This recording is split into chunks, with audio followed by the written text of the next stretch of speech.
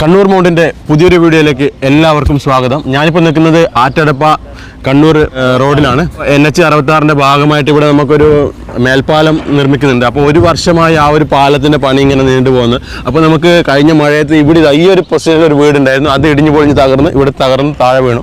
അപ്പോൾ ഇതിൻ്റെ തൊട്ടപ്പുറമായിട്ട് മറ്റൊരു വീട്, അതായത് ഉപേന്ദ്ര മാഷിൻ്റെ വീടുണ്ട്. ആ വീടും ഇപ്പോൾ ഇതാ ഈ ഒരു അവസ്ഥ നമുക്ക് പുറകിൽ കാണുന്ന അവസ്ഥ ഉണ്ടോ, ഇടിഞ്ഞു പൊളിഞ്ഞ് ഏകദേശം ആ പാറ കഷ്ണങ്ങളൊക്കെ ആ ഒരു 2 പാറ കഷ്ണം ഇങ്ങോട്ട് നീങ്ങിക്കഴിഞ്ഞാൽ ആ വീടിൻ്റെ അവസ്ഥ നമുക്ക് വളരെ പരിതാപകരമായിരിക്കും. കാരണം മാഷ് ഭയം കാരണം ആ വീട്ടിലിപ്പോൾ താമസിക്കുന്നില്ല. അപ്പോൾ ദേശീയപാത അധികൃതർ എന്ത് ചെയ്യണമെന്ന് വെച്ചാൽ ഇവർക്ക് താമസിക്കാനുള്ള ഒരു അവസരം ഒരുക്കി കൊടുക്കണം. അപ്പോൾ നമുക്ക് ദൃശ്യങ്ങളിൽ കാണാം, ഈ ഒരു പണി ഇപ്പം ഏകദേശം ഇവർ പറഞ്ഞ സമയത്തൊന്നും തീർത്തില്ല. 3 മാസം എന്ന് പറഞ്ഞു. അപ്പോൾ 3 മാസം ഏകദേശം ഒരു വർഷമായി ഈ പണി ഇങ്ങനെ നീണ്ടു പോകുന്നത്.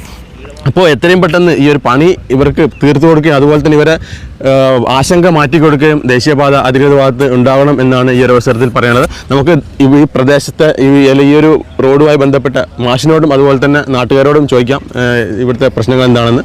അപ്പോൾ പ്രദേശവാസിയായ നമ്മുടെ ശശിയേട്ടൻ നമ്മളോടൊപ്പം ചേരുന്നുണ്ട്. അപ്പോൾ ശശിയേട്ടാ, എന്താണ് ഇവിടെ ഇപ്പോൾ നിങ്ങൾക്ക് ആശങ്കയുണ്ടോ ഈ ഒരു റോഡിൻ്റെ? ഇത് ഏത് സമയവും ഇടിഞ്ഞു പൊളിഞ്ഞ് വീഴാൻ പോകുന്ന രീതിയിലാണ് ഇപ്പോൾ ഉള്ളത്. വളരെയധികം അപകടകരമായ ഇതിനു മുമ്പുള്ളതിലും വളരെ ഡേഞ്ചറായിട്ടാണ് ഇപ്പോൾ ഇവർ കുഴിച്ചിട്ട് അടിയിലോട്ട് കുഴിച്ചു പോയിക്കൊണ്ടിരിക്കുക. ആ മേലെയുള്ള മുഴുവൻ ഇടിഞ്ഞിടിഞ്ഞ് വീണുകൊണ്ടിരിക്കുകയാണ്. ഏത് സമയവും എന്ത് സംഭവിക്കാം, ആ രീതിയിലാണ് ഇവിടുത്തെ പോക്ക് കാണുന്നത്.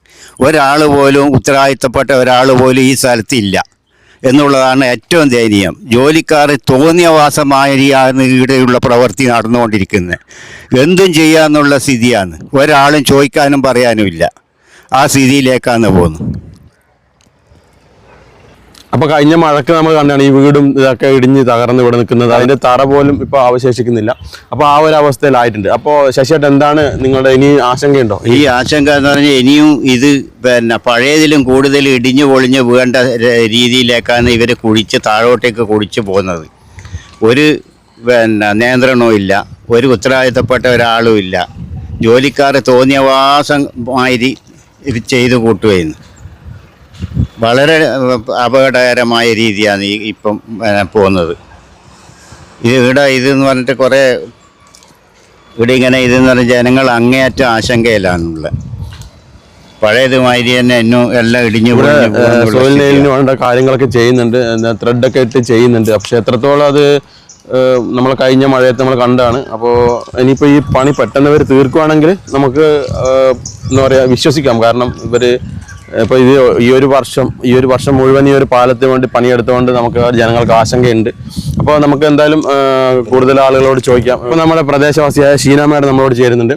ഷീന മേഡം, എന്താണ് ഇപ്പോൾ ഇതിലെ കൂടി നടന്നു പോകുന്നുണ്ട് ഈ ഒരു ചെറിയ വഴിയിലൂടെ? അപ്പോൾ എന്താണ് പറയാനുള്ളത്? ഭയങ്കര വിഷമമുണ്ട്. ഒരു കൊല്ലമായി ഈ പണി തുടങ്ങിയിട്ട് 3 മാസം കൊണ്ട് തീർക്കുമെന്ന് പറഞ്ഞ പണിയാന്ന് ഇപ്പൊ ഒരു കൊല്ലം ആകാനായി. അപ്പോ ഈ കുഴിയെല്ലാം എടുത്ത് ഇപ്പൊ തന്നെ തീർക്കുന്ന വിശ്വാസമുണ്ടോ? ഇത്ര വലിയ കുഴി എടുക്കുന്നത് തന്നെ ഭയങ്കര ഇതല്ലേ. നാളെ ഇതിലെ പോകാൻ പറ്റും തോന്നുന്നുണ്ടോ? നടന്നു പോകാൻ പറ്റും തോന്നുന്നുണ്ടോ? ഒരു ബീച്ചിൽ പോയാലും താഴെ വീഴും. നമ്മള് മുട്ടുവേദനയെ കൊണ്ടാണ് നമ്മള് പണിക്ക് പോകുന്നത്, ജോലിക്ക് പോകുന്നത്. അപ്പൊ ഇതാ ഇവർക്ക് നടന്നു പോകാൻ ഈ ഒരു സ്പേസേ ഉള്ളൂ. ഇതിലേ കൂടിയാണ് ഇവിടെ കളികളൊക്കെ ഇതാണ്ട. ഈ ഒരു സ്പേസിലേ കൂടിയാണ് ഇവർ വീട്ടിലേക്കൊക്കെ പോകുന്നത്. അപ്പോൾ നമ്മൾ നേരത്തെ ഇവിടെ ഇടിഞ്ഞു തകർന്ന് വീണിട്ടുണ്ടായിരുന്നു. അപ്പോൾ മാഡം, എത്ര നാളായി ഇപ്പോൾ വീട്ടിൽ പോകാൻ പറ്റാതെ ഈ ഒരു അവസ്ഥയിൽ എത്ര നാളായി? ഇതിപ്പോ ഇങ്ങനെയാക്കിയിട്ട് 2 മാസമായി.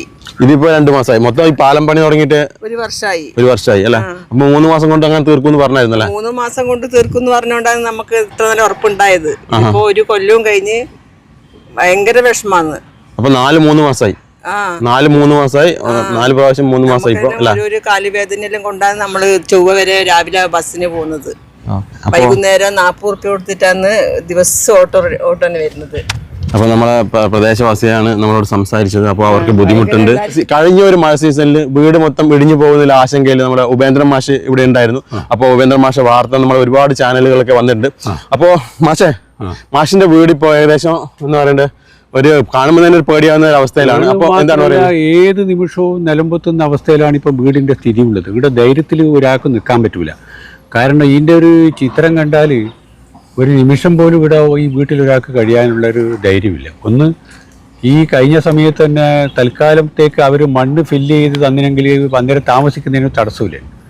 ഇപ്പോൾ ഈ മണ്ണ് നീക്കം ചെയ്യുമ്പോൾ ഒരു ശാസ്ത്രീയത്തെ അടിസ്ഥാനമില്ലാണ്ട് തോന്നിയ പോലെ കൊത്തി കുഴിച്ച് ഒന്നുമല്ലാത്തൊരവസ്ഥയിലാണ് ഇപ്പോൾ ആക്കിയിട്ടുള്ളത്. ഇത് അങ്ങേയറ്റം, അത് മാത്രമല്ല നൂറുകണക്കിന് ആളുകൾ വഴി പോകുന്ന ഒരു സ്ഥലം കൂടിയാണ്. ആ ആളുകൾക്കെല്ലാം പോകാനുള്ള വഴിയും ഇതാണ്. അപ്പോൾ ഈ സാഹചര്യത്തിലാണ് ഇവരിപ്പോൾ ഈ ഒരു വേഷം മണ്ണ് മുഴുവൻ എടുത്ത് മാറ്റി അങ്ങേയറ്റം ഏത് നിമിഷവും ആ കല്ലും അതും നിലമ്പത്തും എന്നുള്ള അവസ്ഥയിലാണ് ഇപ്പം കാര്യങ്ങളുള്ളത്. അടിയന്തരമായി ഇതിനൊരു പരിഹാരം കണ്ടിട്ടില്ലെങ്കിൽ പിന്നെ വലിയ പ്രത്യാഘാതം ഉണ്ടാവുന്നുള്ള കാര്യത്തിലൊരു സംശയമില്ല. അപ്പോൾ അതാണ് ഇതുമായി ബന്ധപ്പെട്ടിട്ട് പറയാനുള്ളത്.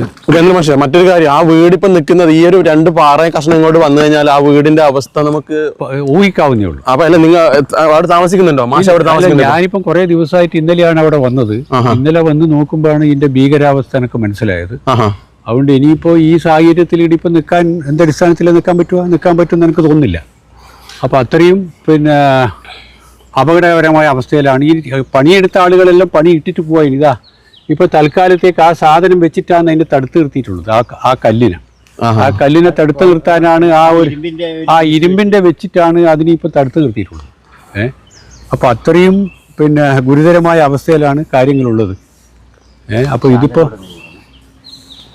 കഴിഞ്ഞ മഴക്കാലത്ത് ഇവിടെ ഒരു വീടുണ്ടായിരുന്നു. ആ വീട് ഇടിഞ്ഞ് തകർന്ന് താഴെ പോയി. അപ്പോൾ ഇതാണ് ഇന്നത്തെ നമ്മുടെ കണ്ണൂർ ആറ്റടപ്പ റോഡിൻ്റെ അവസ്ഥ. അപ്പോൾ നമ്മുടെ ഇന്നത്തെ വീഡിയോ ഇഷ്ടമായെങ്കിൽ ലൈക്ക് ചെയ്യുക, ഷെയർ ചെയ്യുക, സബ്സ്ക്രൈബ് ചെയ്യുക. അപ്പോൾ അടുത്ത വീഡിയോ ആയിട്ട് വരുന്നവരേക്കും ബൈ ബൈ.